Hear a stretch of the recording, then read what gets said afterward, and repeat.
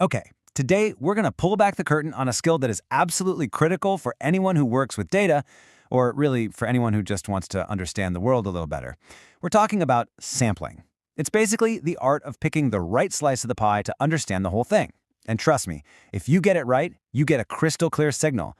But if you get it wrong, all you're left with is noise.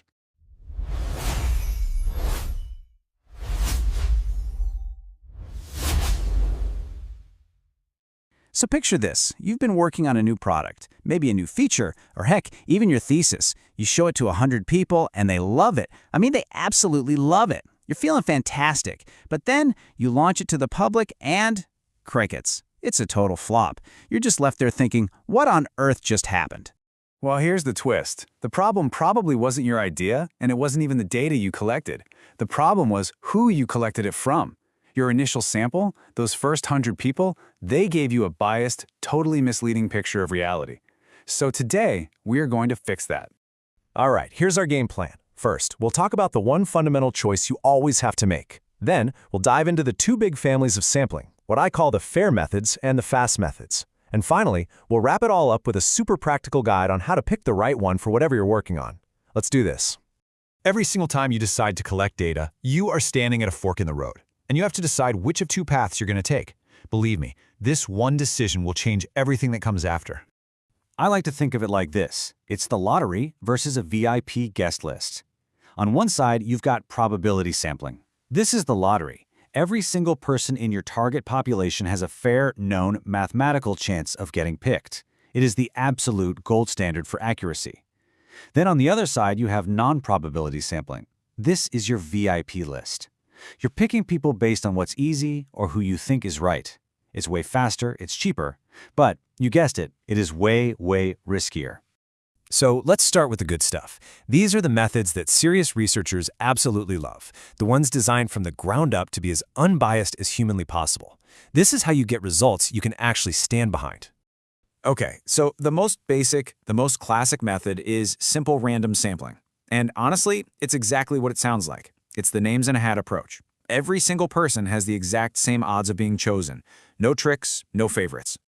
The real beauty of this is just how pure it is. Let's say you're running a massive global giveaway, and you need to pick 500 winners from millions of people.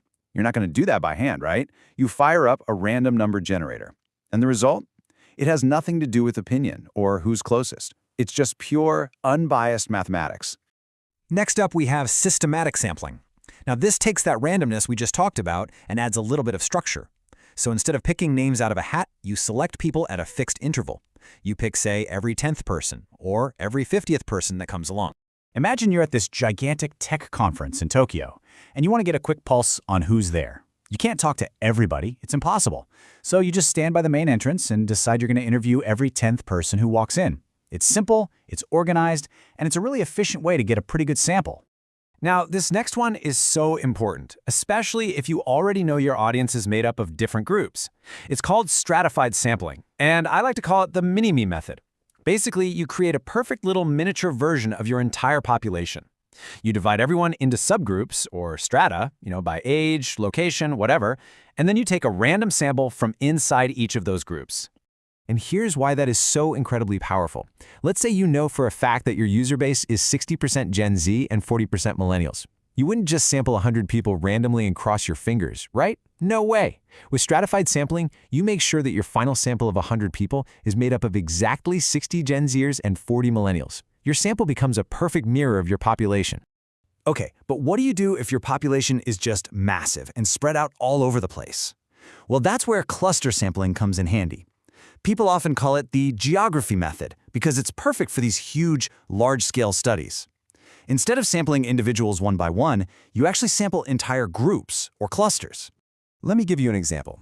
Say you want to study school curriculums across the entire continent of Africa. It is physically and financially impossible to visit every single school. So what do? You randomly pick a handful of clusters, let's say 5 major cities. Then, you go and survey every single school, but only within those 5 cities. It's a really practical way to tackle a huge population. Okay, so we've seen the gold standard, but let's be real for a second. Sometimes you just need answers fast, and you don't have a huge budget to play with. And that's where these non-probability methods come in. Just always remember they come with a big warning label attached. First up is the one we have all done at some point, convenience sampling. And it is exactly what it sounds like. You just ask the people who are easiest to reach. It's simple, it's fast, and yeah, it's almost always biased. The perfect example? Running a poll on your own Instagram stories. I mean, you get results in minutes. It's awesome. But who actually answered?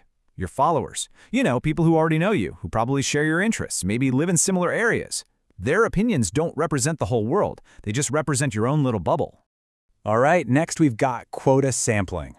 Now this one can look a lot like stratified sampling, our mini-me method. But there is one critical, and I mean critical difference. There is absolutely no randomness involved here. So let's say your goal is to survey 50 men and 50 women. You just go out and find the first 50 men and the first 50 women you can to fill those quotas. Remember, with stratified sampling, you would randomly pick from a list of all men and all women. Here, you're just grabbing whoever is convenient until you hit your target numbers. It's fast, for sure, but you are baking bias right into your method. And finally, we have one of the most interesting ones, I think, snowball sampling. It's also known as the viral method. Here's how it works. You find 1 or 2 people who fit your study's criteria, and then you ask them to refer you to other people they know. So, where does this method really shine? It's perfect for finding hidden or hard-to-reach groups. I mean, if you want to study underground artists, or members of a super niche online community, or patients with a very rare disease, you can't just look them up in a phone book. So you find one person, gain their trust, and then they roll the ball to their friends, and your sample just snowballs from there. Phew, we've covered a lot of ground. So now for the big question, right? Which one of these should you actually use for your project? Let's break it down with a simple practical guide. It really all comes down to matching the method to your goal. Look, if you're writing a PhD thesis and you need undeniable, rock-solid accuracy, you have to use a probability method, like stratified sampling, no question. But if you're just testing a quick marketing idea and you need a gut check, convenience is probably fine, as long as you're honest about its limitations. And if you're tackling some huge global survey, cluster or systematic sampling will be your best friends, making the impossible possible. And that really brings us to the main takeaway here. The next time you're scrolling and you see a headline with some shocking statistic or a poll with some surprising result, I just want you to pause for a second and ask yourself one simple question. Who did they actually ask?